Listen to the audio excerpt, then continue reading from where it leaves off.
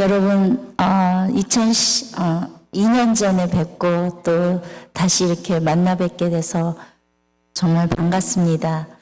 보통은 교회에서 이렇게 사모님들은 잘 앞에 안 세워주시는데 이렇게 또 앞에 세워주셔서 감사합니다. 처음에 새벽 예배를 인도해야 된다는 이야기를 저한테 갑자기 하셔가지고 참 당황스러웠습니다. 아무 준비 없이 이렇게 왔는데 앞에 서서 말씀을 전해야 된다고 해서 처음에는 좀 많이 부담스러웠지만 무슨 말씀을 전할까요? 하면서 하나님 앞에 물어보던 중에 최근에 저에게 하나님께서 계속 말씀으로 부담 주시고 또 감동 주시는 그런 말씀이 있어서 그것을 나누어야 되겠다 하고 생각했습니다.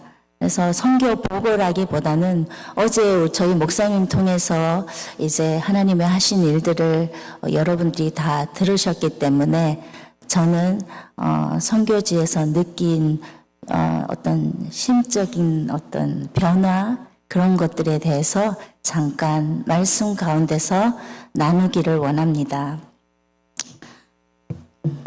오늘 읽으신 사도행전 13장 21절, 22절 말씀에 보면 21절은 이제 처음에 하나님이 사울을 세우셨고 그 다음에 이제 40년간 사울을 왕으로 쓰신 다음 하나님이 그를 버리시고 이제 다윗을 하나님이 세우셨는데 하나님 신약에 와서 이 한마디는 다윗의 전 생애를 통틀어 하나님이 정리하시는 말씀이라고 볼 수 있어요.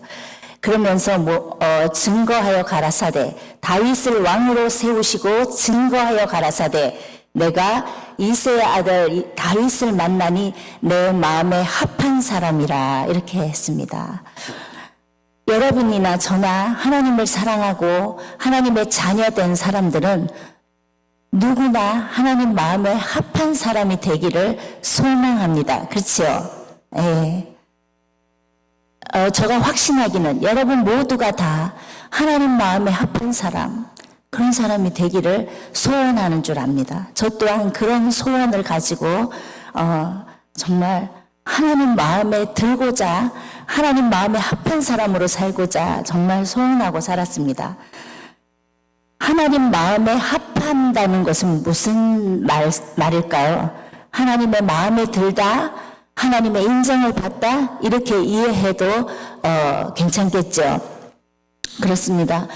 저는 정말 하나님의 마음에 들고 싶었습니다. 하나님의 인정을 받고 싶었습니다. 여러분 또한 그런 열망이 여러분들 속에 분명히 있다고 저는 확신합니다. 그런데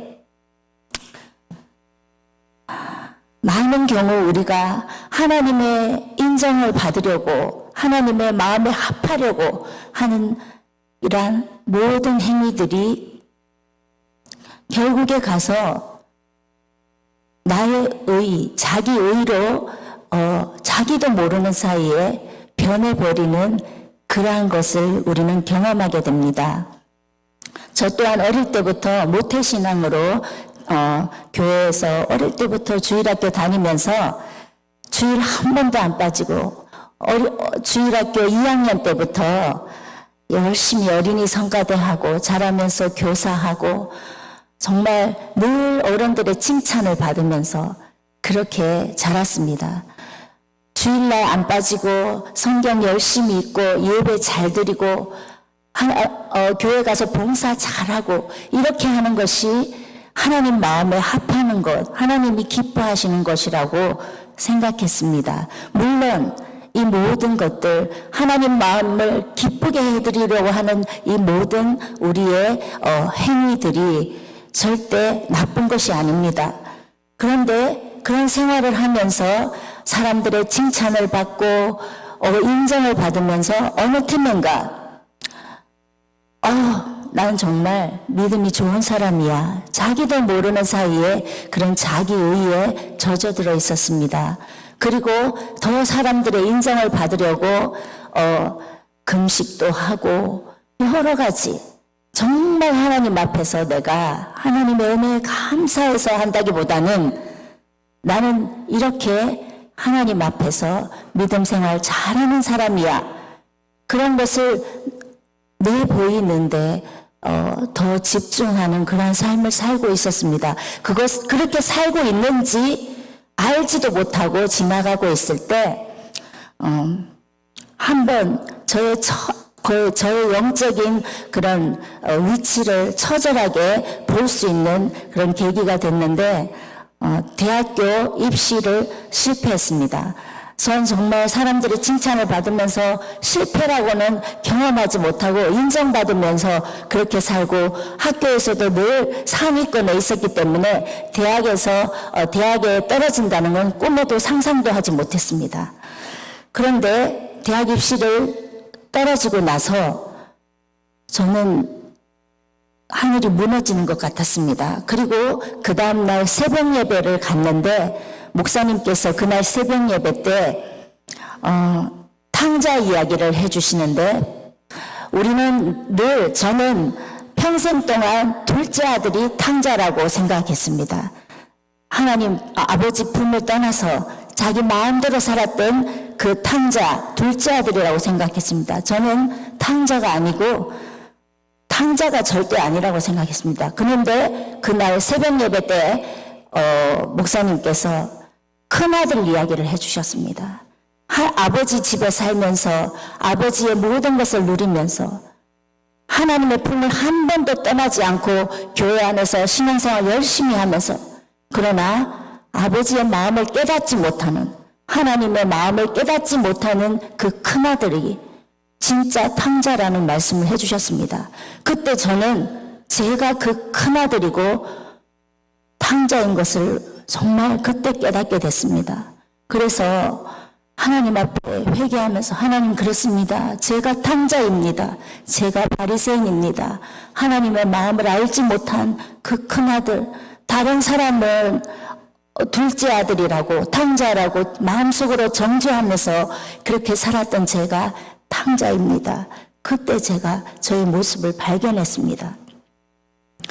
그럼에도 불구하고 자기의 모습을 발견했는데 그렇게 살아가나요?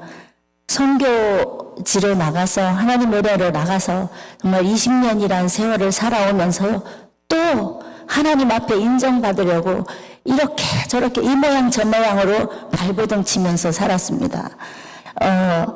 물론 하나님의 은혜로 다 해왔습니다. 그런데 많은 순간 하나님 앞에 인정받으려고 또한 사람들 앞에 인정받으려고 이것도 하고 저것도 하고 은혜 없이 자기 힘으로 하려고 할 때 여러분 얼마나 지치는지 모릅니다.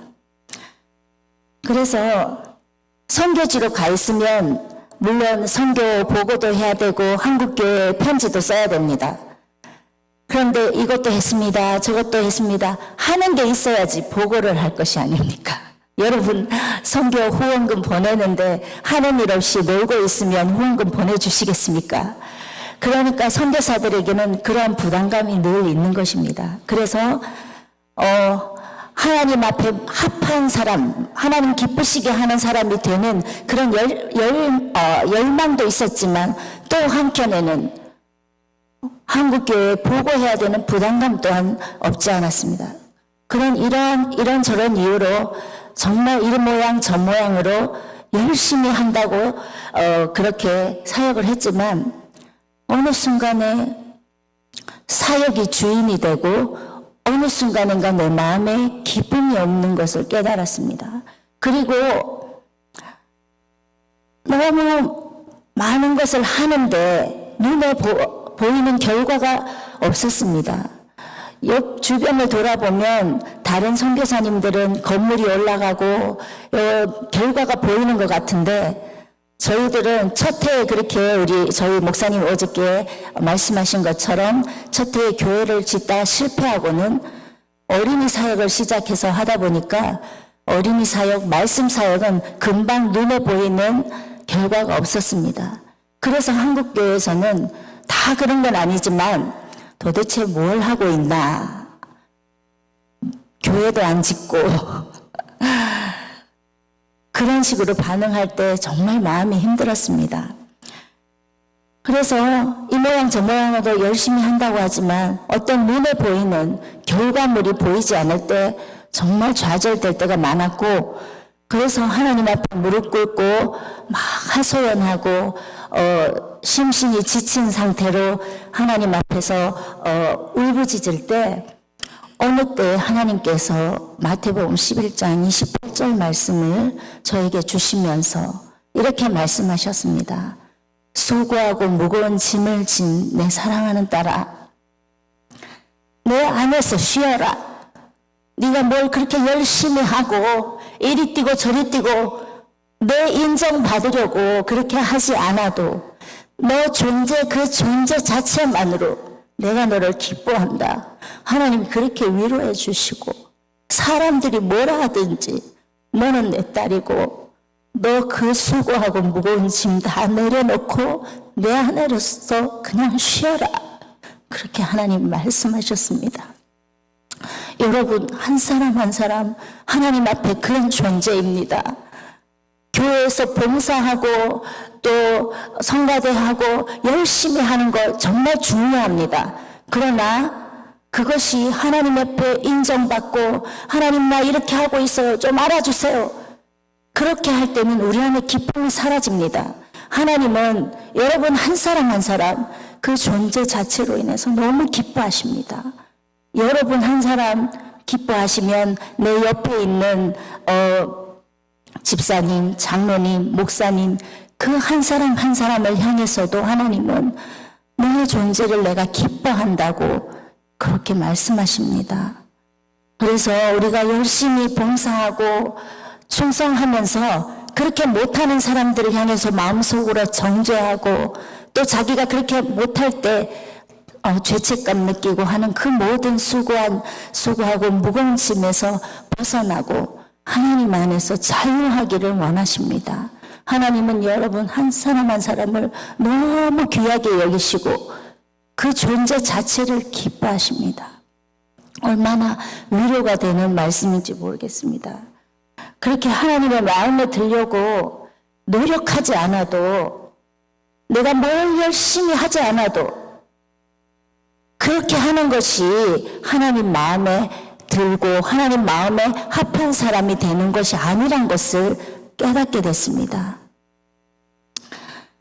그래서 그때부터 물론 사역은 하지만 인정받으려고, 누군가의 평가에 인정받으려고 하는 그런 마음이 없어지니까 누가 뭐라 하든지 난 하나님 앞에서 자유할 수 있게 되고 기쁨이 생겼습니다. 자, 그렇다면 성경 말씀에 다윗은 하나님 마음에 합한 자라고 하나님께서 인정하셨는데 어떻게 했길래, 다윗의 삶이 어찌 했길래 하나님 앞에서 너는 내 마음에 합한 자다 그런 인정을 받게 됐을까요? 결론부터 말하자면 다윗은 왕이었지만 자신을 하나님의 대리 통치자로, 자기 진짜 왕은 하나님이란 것을 잊지 않고 살았습니다. 하나님의 주권, 하나님이 왕이시다는 것을 평생 잊지 않고 살았습니다. 그것을 어떻게 알 수 있을까요, 여러분? 다윗은 그가 유대 왕이 되고 또 통일 이스라엘 유다 왕이 됐을 때 예루살렘으로 도읍을 옮기고 나서 제일 먼저 한 것이 사사기 때에 빼앗겼던 하나님의 법궤, 오벳 에돔의 집에 머물고 있었던 하나님의 법궤를 예루살렘으로 가져오는 일이었습니다. 그것이 왜 중요할까요? 하나님의 법궤가 무엇입니까? 하나님의 법궤를 예루살렘으로 가져온다는 것은 하나님의 말씀의 통치를 받겠다는 뜻입니다. 하나님을 왕으로 인정한다는 뜻입니다. 하나님이 말씀하시고 저는 대리 통치자로 이 백성을 다스리겠습니다 하는 다윗의 고백입니다. 그래서 하나님의 법궤가 이 예루살렘 성 안으로 들어올 때 기뻐 뛰며 춤추고 그렇게 하나님의 말씀 법궤를 맞이했던 것입니다. 그래서 다윗은 하나님의 법궤를 둘 하나님의 성전 짓기를 그렇게 소원했습니다. 이런 마음을 가진 다윗 왕을 볼 때 하나님이 얼마나 기뻐하셨겠습니까?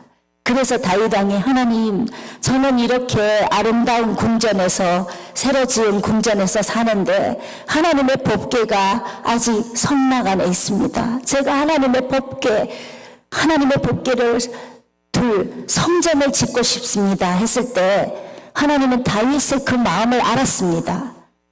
하나님을 왕으로 인정하고 하나님의 말씀의 통치를 받고 싶어하는 다윗의 그 진심을 아셨기 때문에 내가 언제 성전 지어달라고 하더니, 그러면서 나단 선지자를 통해서 오늘 역대상 뒤로 쭉 읽어보면 하나님이 다윗에게 하신 말씀이 더 자세히 알 수 있지만 7절 8절 내 종 다윗의 예의처럼 말하라. 여기 7절 8절을 제가 현대인의 성경으로 여러분에게 읽어드리겠습니다. 내가 너를 목장 곧 양떼를 따라 다니던 때에서 데려다가 내 백성 이스라엘의 주권자로 세웠다. 내가 너를, 하나님이 그 목동의 자리에서 이스라엘의 주권자로 세웠다. 내가 어디 가든지 내가 너와 함께 있어서 내 모든 대적 앞에서 멸하고 내 이름을 존귀케 해주겠다. 하나님이 너무 하나님의 말씀의 통치를 받겠다고 선포하고 하나님을 진짜 왕으로 선포하는 그런 다윗을 보시면서 너무 기쁘셔서, 다윗 너 절대 잊지 마. 내가 진짜 왕인 거, 내가 너를 이스라엘의 왕으로 세웠어.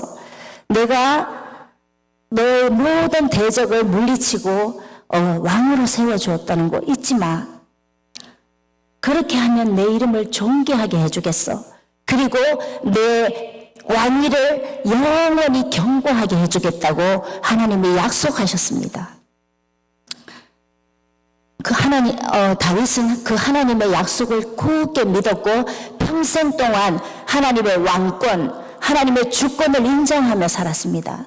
여러분, 우리가 다윗의 생애를 잘 압니다.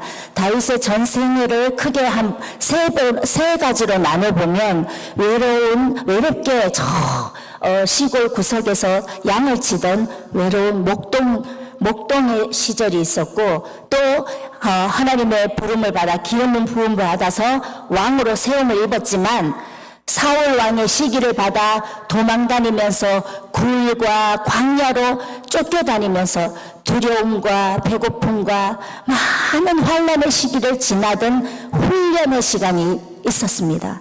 그 시간을 다 지나고 나서 하나님이 왕으로 세우신 다음에는 많은 대적들을 물리칠 수 있도록, 그리고 이스라엘 나라를 든든하게 세워서 그곳에서 통치하는 굳건한 부강한 나라의 왕이 되는 그러한 시기로 나눠볼 수 있습니다.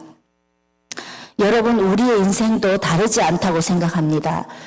아무도 알아주지 않는 그런 어떤 지방 한 구석에 있어도 남이 아무도 알아주지 않는 그런 시기가 있고, 또 하나님의 부름을 받아서 하나님 앞에 헌신하겠다고 그렇게 기름 부름 받았지만, 그때부터 우리의 인생이 훈련의 시작인 것입니다.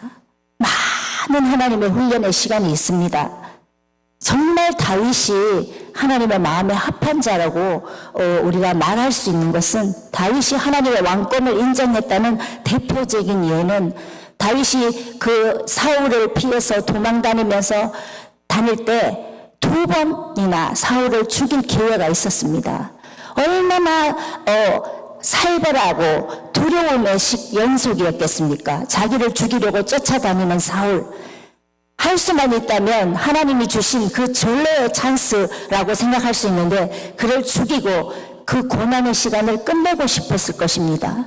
그런데도 다윗은 하나님의 왕권을 생각했기 때문에 하나님의 세우신 왕, 사울 왕, 그를 자기의 손으로 절대 죽이지 않았습니다.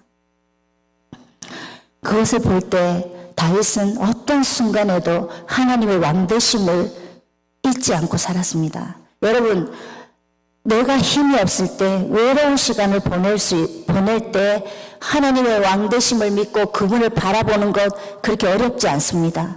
또 고난의 시간을 지나갈 때, 하나님의 훈련의 시간을 지나갈 때 그분의 왕되심을 인정하고 그분의 도움을 바라는 것 그렇게 어렵지 않습니다. 그러나 여러분, 다윗의 위대함은 여기서 나타납니다. 통일 왕국의 왕이 되었습니다.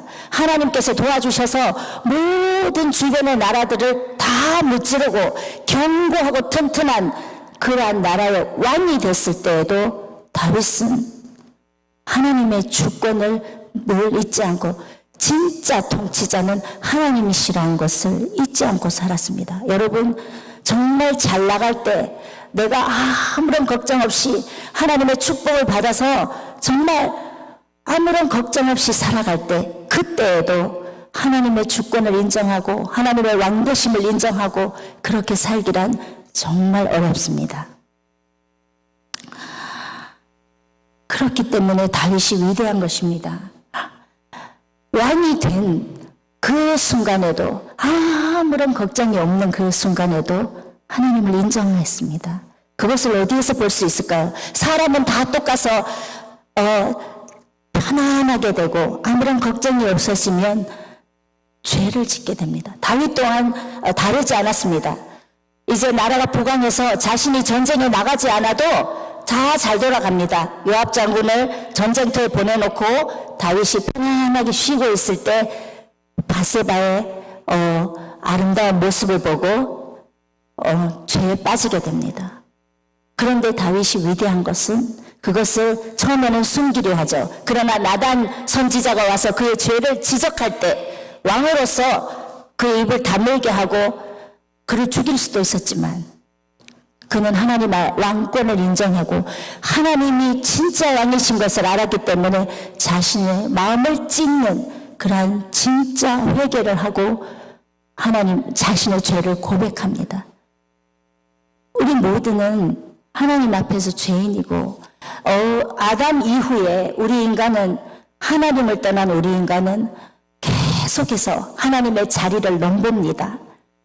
틈만 있으면 하나님의 통치 자리, 그 왕좌에 올라가서 내가 다스리고 싶어 합니다. 그것이 저와 여러분의 피할 수 없는 현실입니다. 하나님을 기쁘시게 하고 하나님의 마음에 들겠다고 열심히 봉사도 하고 열심히 충성하지만 어느 순간인가 사람들의 칭찬과 인정을 받을 때에 으스대는 마음이 생깁니다. 그러면서 또 그렇게 하지 못하는 사람들을 보면서 정죄하는 마음도 생깁니다. 그때는 이미 내 마음속에는 기쁨도 없어지고 또한 평안도 없습니다. 그러면 여러분들은 깨달으셔야 됩니다. 내 마음의 왕좌에 내가 주인이 되어 있구나. 정말 자기도 알지 못하는 사이에 너무나 많은 순간 우리는 그 하나님이 거하실 지성소에 내가 왕자로 내가 왕이 되겠다고 그렇게 그 자리를 차지합니다. 저 또한 다르지 않습니다. 그 안에는 진정한 기쁨이 없습니다. 자유도 없고 원망이 있고 정죄가 있고 불평이 있습니다. 여러분 마음에 그런 것이 있습니까? 여러분 마음에는 누가 통치하고 있습니까? 오늘 이 아침에 한번 그것을 체크해보는 아침이 됐으면 좋겠습니다. 매일 하나님의 마음에 합한 자로 살기로 우리는 결정하지만 어느 한순간에 보면 우리 마음의 지성소에 내가 다스리고 있습니다. 우리 마음의 지성소에 오늘 하나님의 법궤, 하나님의 말씀을 초대하기를 원합니다. 하나님의 말씀이 다스리고 하나님이 왕 되셔서 나를 다스릴 때, 하나님이 통치하실 때 우리 삶이 천국이 됩니다. 자유합니다. 기쁨이 있습니다. 용서가 있습니다.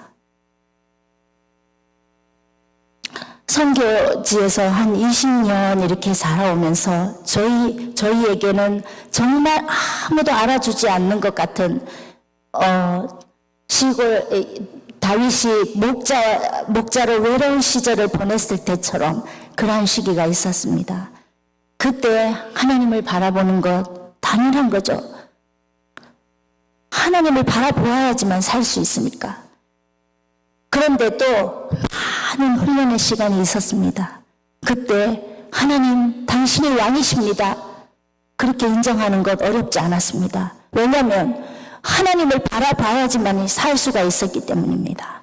그런데 이제 20년이란 세월이 지나면서 하나님 은혜로 하나님이 돕는 자들을 보내시고 하나님이 일을 하셔서 어느 정도 선교지가 이제 자리를 잡아갈 때 내 마음이 위태합니다. 이때가 정말 위험한 때입니다. 그래서 하나님, 제가 사울 왕처럼 쓰다가 버림받는 그러한 사람 되지 않게 해주십시오.